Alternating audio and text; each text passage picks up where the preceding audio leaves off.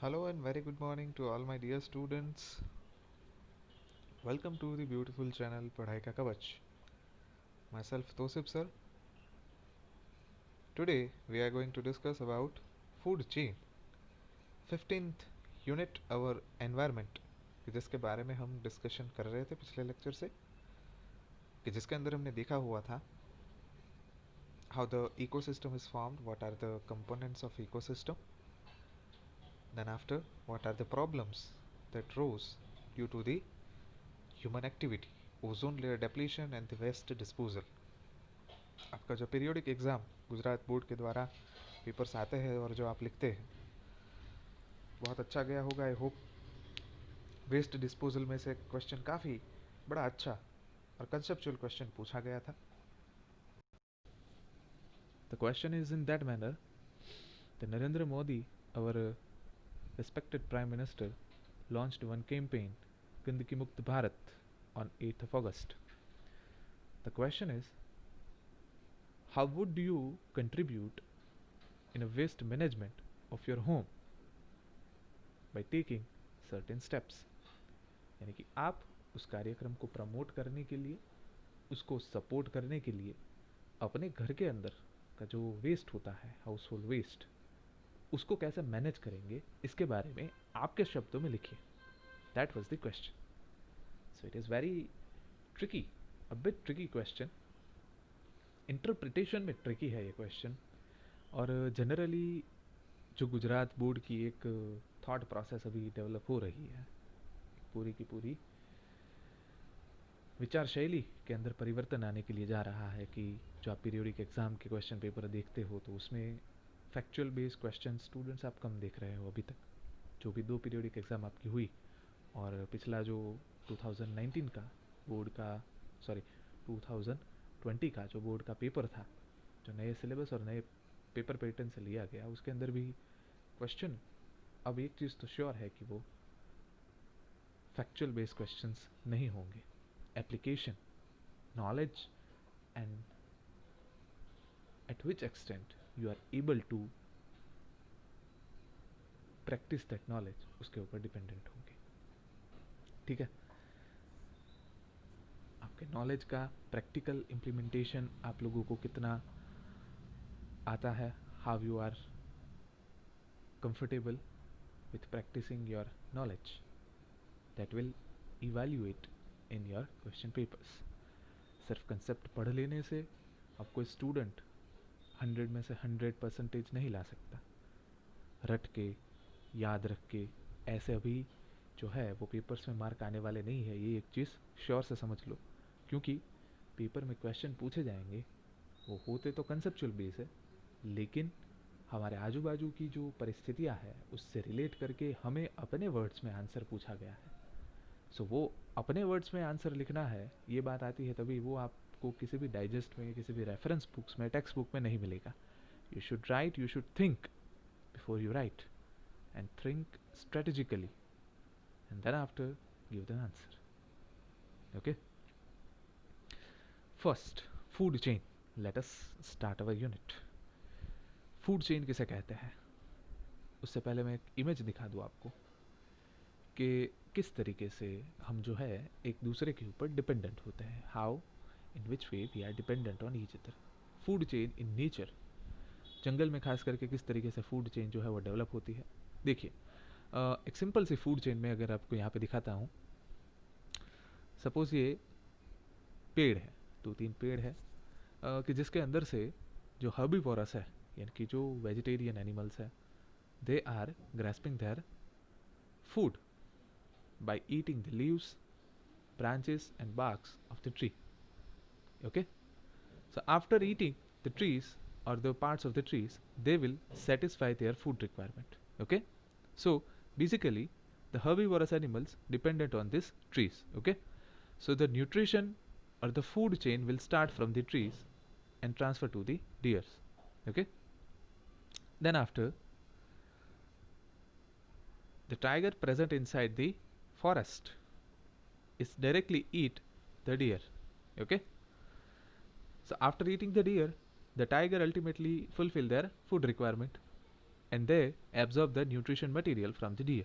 Okay, so ultimately, if the deer will not get their food from this plants and trees, they will not satisfy their food requirement. And if the deer will die due to the lack of nutrition, the tiger will not have their food.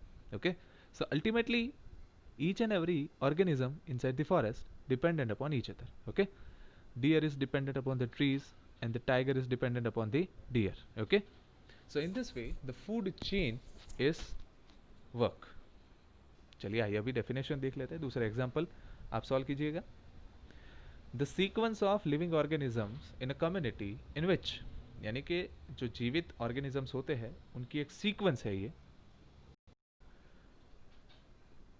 in which one organism consumes another organism to transfer food energy. So, in order to fulfill the food requirement, the one organism consumes the another. Okay, so this sequence of organisms which are dependent on each other is called food chain. The another example is already given in this. Grass will be eaten by the insects, and the frog will eat the insects, and ultimately eagle will eat the frog. So they are connectedly with each other. They are connecting with each other for the food requirement. Then after, food web. यहाँ पे food web का मतलब है जाल. जो खाना होता है उसका जाल कैसा फैला हुआ होता है. The interconnected food chain operating in an ecosystem which establish a network of relationship between various species are called food web.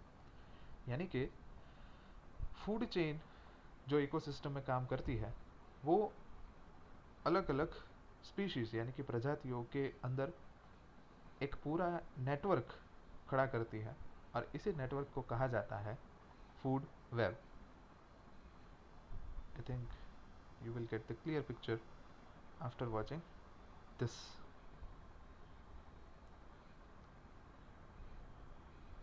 Okay, चलिए देखो, this are the producers. Producers मतलब the organisms which is able to make their own food. Okay, so these are the producers: trees, plants, flowers, grass. Okay, this green plants are eaten by the insects, houseflies, rats, rabbit, goat, deer. Okay, they are called herbivorous animals. After that, the sparrow will eat the insects. Okay, other organisms eat the rat. The fox will eat the goat. So they are called as carnivorous animals. These are called carnivorous animals. And then after, the organisms comes into the picture which will eat the fishes, snake, foxes. Okay, they are called as top carnivorous animals. और वो एक दूसरे के साथ interconnected होते हैं. कैसे? जैसे कि बगुला जो है यहाँ पे वो फ्रॉग यानी कि मेंढक को खाता है, और मेंढक को सांप भी खा सकता है. So both are interconnected with each other. वैसे ही मोर जो है वो ग्रास भी खाता है, और मोर जो है वो सांप को भी खा सकता है. ठीक है, so they are also interconnected with each other. So this is ultimately the levels of the organisms. First is producers, second are herbivorous, third are carnivorous, and fourth are top carnivorous. Let us explain. Let me explain you.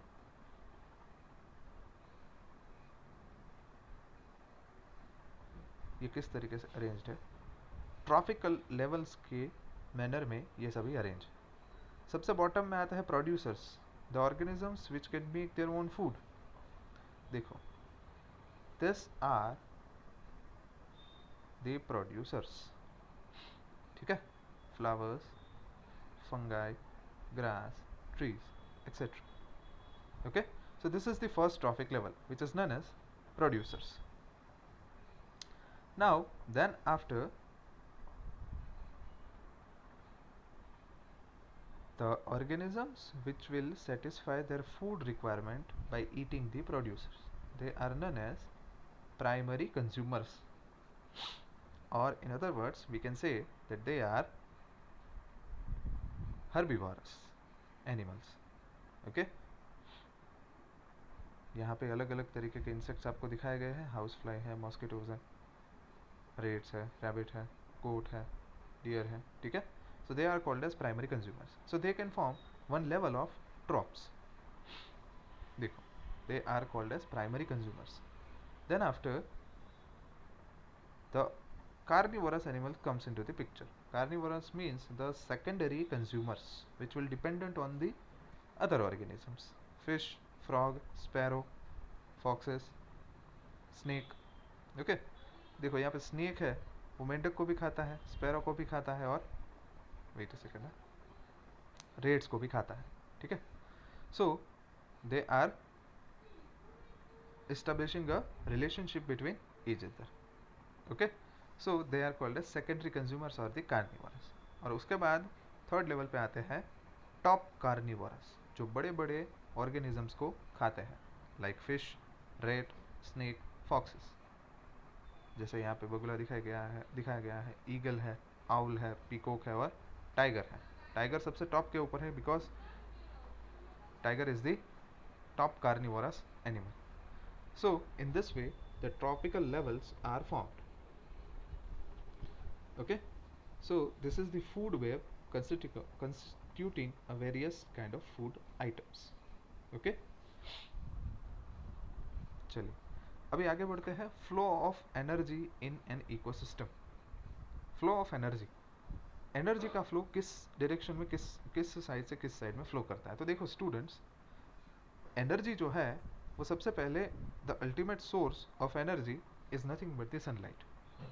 Y it is sunlight? Because all the producers are able to make their own food only and only if it receives the sunlight. Because in the presence of sunlight they can make their own food. Okay. So this sunlight is absorbed by the producers. Producers are eaten by the herbivorous animals. So producers को एक बार अगर herbivorous animal खा ले, ठीक है, यानी कि trees, plants, grass, इन सभी को herbivorous एक बार खा ले, तो फिर उसमें से वापस producers मैन्युफैक्चर या तो प्रोड्यूस नहीं हो सकते. So the total energy will be transferred from producers to herbivorous animals. यानी कि प्रोड्यूसर से herbivorous animal के अंदर जो है एनर्जी ट्रांसफ़र हो जाती है. The energy is totally transferred. But the major amount of energy is utilized in the digestion, respiration and many other life processes. Only 10% energy, student. कितने परसेंट एनर्जी?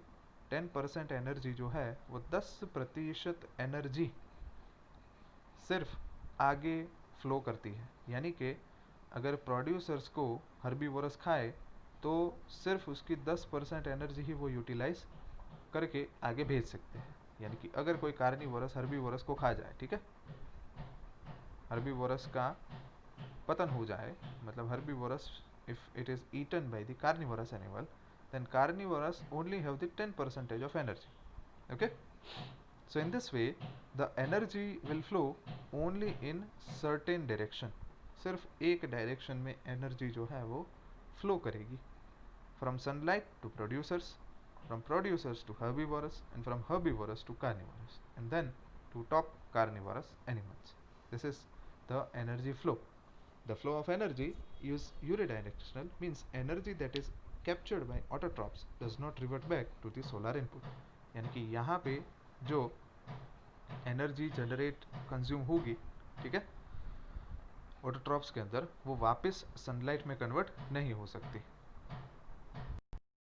उसके बाद स्टूडेंट्स एक डेफिनेशन है biological magnification. Biological magnification का मतलब क्या होता है कि कई सारे स्टूडेंट्स केमिकल जो होते हैं, पेस्टिसाइड्स है, एग्रीकल्चर के अंदर इस्तेमाल किए जाने वाले और कीटनाशक है, वो जो प्रोड्यूसर्स होते हैं उसके ऊपर छिड़के जाते हैं. यानी कि वो केमिकल्स एक पार्ट हो जाते हैं प्रोड्यूसर्स का. और जब भी ये केमिकल्स उसके ऊपर स्प्रे किए जाते हैं, तो उसके अंदर यानी प्रोड्यूसर्स के अंदर उसका कुछ पार्ट जो है वो स्टोर होकर रहता है. And after that if it is eaten by any of the organism, if it is human, whether it is human और इट इज़ अ एनिमल, तो वो केमिकल्स जो है उसका स्टोरेज वो खाने वाले एनिमल्स या तो ह्यूमन बीइंग के अंदर होता है. So the concentration of harmful chemical increases with every next trophic level in a food chain. यानी कि जो भी एनिमल उसे खाता है उसके अंदर वो केमिकल स्टोर होता है. तो इसी कॉन्सेंट्रेशन के बढ़ावे को, ऐसे केमिकल के कॉन्सेंट्रेशन को हर ट्रॉपिक लेवल में बढ़ावे को क्या कहा जाता है? Biological magnification. The accumulation of harmful chemical increases with every next trophic level in a food chain is called biological magnification. Simple सी अगर मैं आपको चीज़ समझाऊँ कि मेरे पास, वेट अ सेकेंड, अगर मेरे पास यहाँ पे ग्रास है, ठीक है, ग्रास के 3 प्लांट्स हैं, तो इस ग्रास के 3 प्लांट्स को जो है वो एक बर्ड खाता है, वो एक बर्ड खाता है. यहाँ पे एक बर्ड इस 3 प्लांट्स को खाता है. So the harmful chemicals with in this 3 grass plant is stored inside this bird. इस बर्ड को के अंदर स्टोर हो जाता है, ठीक है. अब उस प्रजाति के 3 बर्ड्स को, उस प्रजाति के 3 बर्ड्स को जो है वो कोई एक दूसरा कार्निवोरस एनिमल जो है वो खाता है इस 3 बर्ड्स को. तो एक बर्ड में जितना केमिकल था उससे तिगुना एनिमल केमिकल अभी इन 3 बर्ड्स के अंदर हो गया. तो ये 3 बर्ड्स का केमिकल अभी एक कार्निवोरस एनिमल के अंदर स्टोर हो जाएगा. मतलब आगे जाते जाते ये जो केमिकल सब्सटेंसेस का स्टोरेज है वो बढ़ता जाता है, और उसकी वजह से जो केमिकल सब्सटेंस फूड चेन में हर ट्रॉपिक लेवल में स्टोर होता है उसे कहा जाता है बायोलॉजिकल मैग्निफिकेशन. ओके, तो दैट्स इट. यहाँ पे स्टूडेंट्स आपका 15 चैप्टर जो है वो ख़त्म होता है. Thank you for that.